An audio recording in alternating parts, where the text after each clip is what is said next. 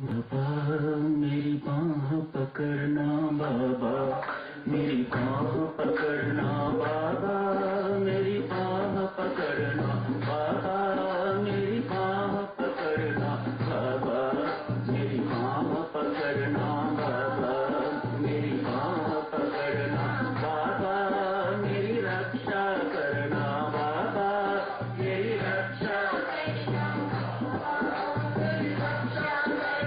बाबा, मेरी रक्षा करना बाबा,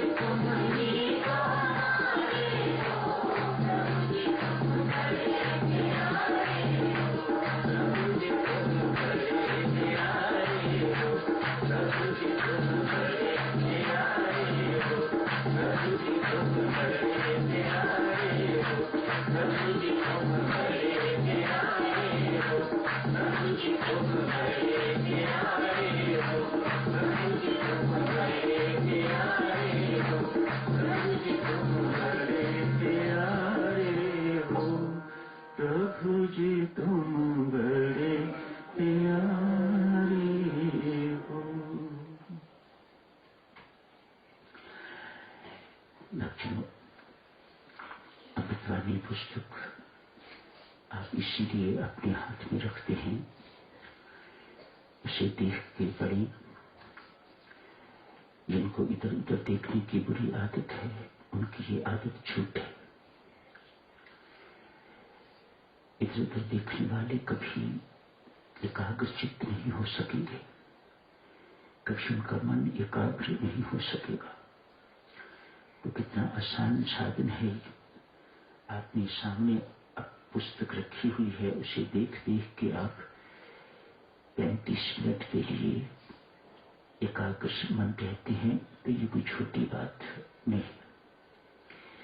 मेहरबानी करके पुस्तक की ओर ही देखा कीजिएगा, इधर उधर देखने की आवश्यकता नहीं। ये कोई बुद्धिमता नहीं, ये कोई भलाई का काम नहीं। चर्चा चल रही थी, बिन शरणागति, बिन पूर्ण समर्पण किसी को भी शांति नहीं मिल सकती। समर्पण शरणागति अर्थात परमात्मा की परम इच्छा को सहज शिरोधार्य करना। जीवन में अशांति है तनिक भी, तो समझ लेना चाहिए कि अभी परमेश्वर की इच्छा के अनुसार चलना नहीं सीखा। अभी अपनी इच्छा है जो हम परमात्मा से मनवाना चाहते हैं, तो ये अशांति इच्छा देगी, ये तनाव, उदासी, दुख देने वाली चीज। हाँ, आप परमात्मा से प्रार्थना कर सकते हैं, लेकिन ये अपेक्षा कि आपकी इच्छा के अनुसार ही परमात्मा करे, ये दुखदायी है। ये आपको उदासी देगी, तनाव देगी। इसी जैसा हम चाहते हैं वैसा ही हो, जब हम चाहते हैं वैसा ही हो, ये अपनी इच्छा मनवाने के ढंग। ऐसा व्यक्ति शरणागत नहीं कहा जाता, समर्पित नहीं कहा जाता।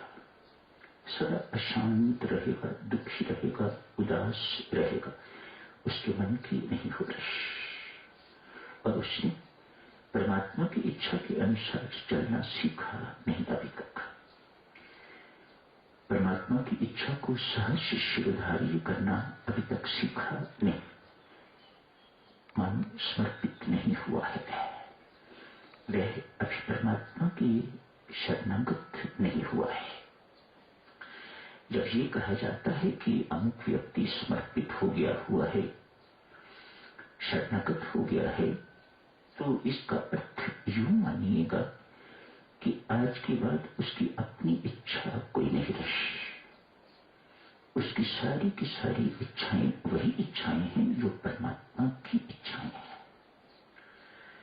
सुनने में बहुत आसान लगता है, लेकिन करने में बहुत कठिन है। जो कर गया वह बिल्कुल वैसा हो गया जैसे एक बूंद या नदी सागर में प्रविष्ट करके तो सागर बन जाती है। उसके अपने चिन्ह, उसका अपना अस्तित्व खत्म हो जाता है। अपने इस चिन्ह को, अपने अस्तित्व को खत्म करना ही समर्पण कहा जाता है। अस्तित्व क्या है? इच्छाओं का पुंज। जब अपनी इच्छा कोई नहीं रही, एक परमात्मा की इच्छा ही कार्यरत है। सत्य भी यही है। शांति क्यों मिलती है? इसलिए कि आप सत्य के समीपतम आए। जैसे जैसे आप सत्य के समीप जाते हैं तो आपको शांति, परम शांति, परमानंद की प्राप्ति होने लग जाती है। जितना सत्य से दूर, उतना असत्य के पास, उतना दुख, उतनी अशांति, उतना तनाव, ये सब कुछ बना रहेगा। कुल्लू से आप ऊपर जैसे ही निकलते हैं, मनाली की तरफ तो आपको नीचे में और ऊपर में अंतर दिखाई देना शुरू हो जाता है। यहाँ ठंडक शुरू हो जाती है और ऊपर की ओर जाए तो और अधिक ठंडक महसूस होने लग जाती है। जैसे जैसे आप सत्य के निकटतम होते जाते हैं, तैसे तैसे आपके जीवन में शांति, परम सुख एवं परमानंद की प्राप्ति के चिन्ह प्रत्यक्ष प्रकट होने शुरू हो जाते हैं। कल एक महर्षि, महानतम महर्षि की बात चल रही थी। हर वर्ष जिनके